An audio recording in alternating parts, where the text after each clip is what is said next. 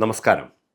ക്രിസ്തു മൂന്നാം പക്കം ഉയർത്തെണീറ്റു, ഗാന്ധി ഇന്നും ഗോഡ്സെയുടെ വെടിയുണ്ടയിൽ തന്നെ. സമുദായ നേതാക്കളുടെ വിഷവാക്കുകൾക്ക് മുന്നിൽ കോൺഗ്രസ് പേടിത്തൊണ്ടന്മാരുടെ മൗനം കാണുമ്പോൾ കുഞ്ഞുണ്ണി മാഷിന്റെ ഈ കവിതയാണ് ഓർമ്മ വരുന്നത്. ഈ അതിമൗനം ഭ്രാന്തിന്റെ ലക്ഷണമല്ലേ എന്ന സംശയവും നാട്ടുകാർക്കിടയിൽ ബലപ്പെടുകയാണ്. കേരളത്തിലെ പ്രതിപക്ഷ നേതാവായ വി.ഡി. സതീശനെ കുറിച്ച് വെള്ളാപ്പള്ളി നടേശനും സുകുമാരൻ നായരുമൊക്കെ അന്നഴകുന്ന രീതിയിൽ വായിൽ തോന്നുന്നതെല്ലാം വിളിച്ചു പറയുന്നത് കണ്ടിട്ടും കേട്ടിട്ടും ഒരു കോൺഗ്രസ്സുകാരനും ലജ്ജ തോന്നാത്തതിൽ അറപ്പ് തോന്നുകയാണ്.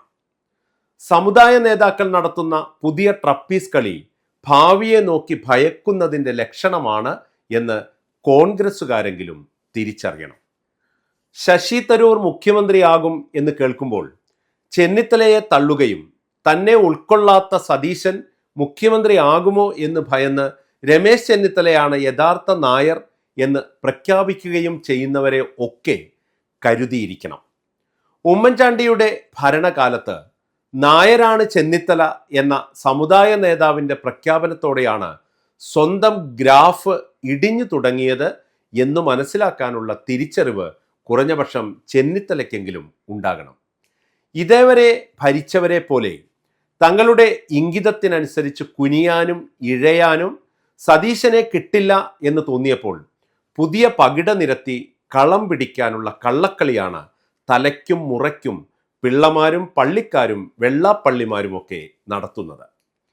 ലത്തീൻ സഭയ്ക്ക് കൂടുതൽ എം.എൽ.എമാരെയും മന്ത്രിമാരെയും ലഭിക്കുന്ന കാലം വിദൂരമല്ല എന്ന് Thiruvananthapuram archbishop Thomas J നെറ്റോയുടെ പ്രസംഗവും സമസ്തവും തങ്ങളുടെ കൈകളിലാണ് എന്ന് കരുതുന്നവരുടെ വർത്തമാനങ്ങളുമൊക്കെ ഇതോടൊപ്പം ചേർത്ത് വായിക്കാവുന്നതാണ്. സമുദായ നേതാക്കൾ പറയുന്നിടത്തല്ല രാഷ്ട്രീയ കേരളം നിലകൊള്ളുന്നത് എന്ന് എത്ര തിരഞ്ഞെടുപ്പുകളാണ് തെളിയിച്ചിട്ടുള്ളത്. ഏതൊരു വോട്ടർമാരോടും കാട്ടുന്ന മര്യാദയ്ക്കപ്പുറം ഇവരൊന്നും കൂടുതലായി അർഹിക്കുന്നില്ല എന്നതാണ് സത്യം. സമുദായ നേതാക്കളുടെ സപ്രപഞ്ച കട്ടിലുകളിലേക്ക് കടന്നിരിക്കുന്ന നേരത്ത് സാധാരണക്കാരുടെ കൂരകളിലേക്ക് കുനിഞ്ഞു കയറിയാൽ അത്രയും കൂടി ജനപിന്തുണയുണ്ടാകും എന്ന് നേതാക്കൾ ഇനിയെങ്കിലും മനസ്സിലാക്കണം. മന്നം ജയന്തിയിൽ മുഖ്യാതിഥിയാകുന്നതും മഞ്ഞ പുതച്ച് ശിവഗിരിക്കുന്ന് കയറുന്നതും മലയാറ്റൂർ മലയിൽ കുരിശിന്റെ വഴി നടത്തുന്നതും മാരാമൺ കൺവെൻഷനിൽ പ്രസംഗിക്കുന്നതും മഞ്ഞനിക്കര തീർത്ഥാടനത്തിൽ പങ്കെടുക്കുന്നതുമാണ് രാഷ്ട്രീയ നേതാവിൻ്റെ ബഹുമതിയുടെ അളവുകോൽ എന്ന് കരുതുന്ന നേതാക്കളോട് പറയാൻ ഒന്നേയുള്ളൂ: നിങ്ങൾ ഏതോ മൂഢസ്വർഗത്തിലാണ് ഇപ്പോഴും ജീവിക്കുന്നത്. വി.ഡി. സതീശൻ അഹങ്കാരത്തിൻ്റെ ആൾരൂപമാണ്. ഇതിനകം ഒട്ടേറെ പ്രതിപക്ഷ നേതാക്കളെ കണ്ടിട്ടുണ്ട്. ഇത്രയും നിലവാരമില്ലാതെ ബഹുമാനമില്ലാതെ സംസാരിക്കുന്ന ഒരു പ്രതിപക്ഷ നേതാവിനെ വേറെ കണ്ടിട്ടില്ല എന്നൊക്കെ വെള്ളാപ്പള്ളി പറയുമ്പോൾ മൂത്തതും പഴുത്തതുമായ കോൺഗ്രസ്സുകാരെല്ലാം ഇങ്ങനെ പഞ്ചപുച്ഛമടക്കി ഉളുപ്പില്ലാതെ നിന്ന് ഏറാൻ മൂളുന്നത് ആരെ പേടിച്ചിട്ടാണ്, എന്തിനെ പേടിച്ചിട്ടാണ്? ഇതൊക്കെ കാണുമ്പോൾ നിങ്ങളെക്കുറിച്ചോർത്ത് നാട്ടുകാർക്കാണ് ഭയം തോന്നുന്നത്. വെള്ളാപ്പള്ളിയുടെ ഭള്ളു കേട്ട് തക്ക മറുപടി പറയാൻ സതീശന് പോലും ആവുന്നില്ല എന്ന് കാണുമ്പോൾ സഹതാപം തോന്നുന്നു. സ്വന്തം പാർട്ടിയെക്കുറിച്ച് പൊതുനിരത്തിൽ എന്തും വിളിച്ചു പറയുന്ന കെ മുരളീധരൻ പോലും സമുദായ നേതാക്കളെക്കുറിച്ചുള്ള പ്രതികരണത്തിൽ കാണിക്കുന്ന മെയ്വഴക്കം എത്രയാണ്!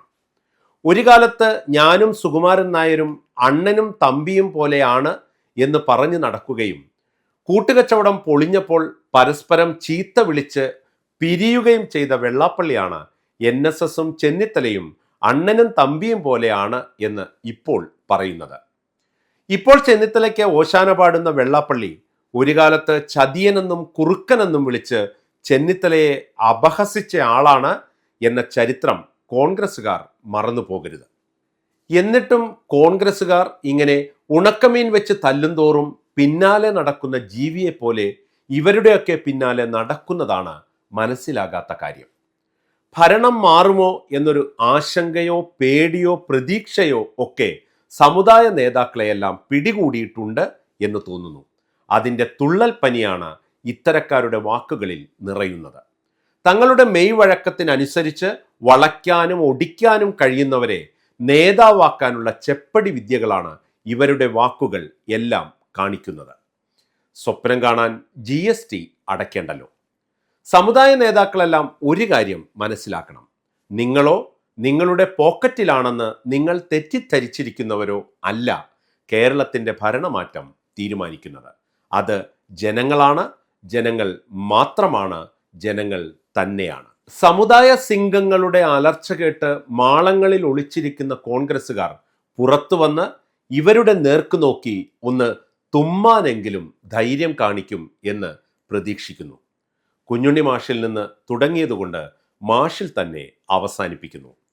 തലമൊട്ടയായതിൽ പിന്നെ ഗാന്ധി തൊപ്പിയിട്ടിട്ടില്ല. ഗാന്ധി ഭക്തന്മാരാകട്ടെ ചത്താലും തൊപ്പിയൂരില്ല. എത്ര കാലം തൊപ്പിയിട്ടാലും മൊട്ടയാകുന്നതല്ലല്ലോ അവരുടെ തല.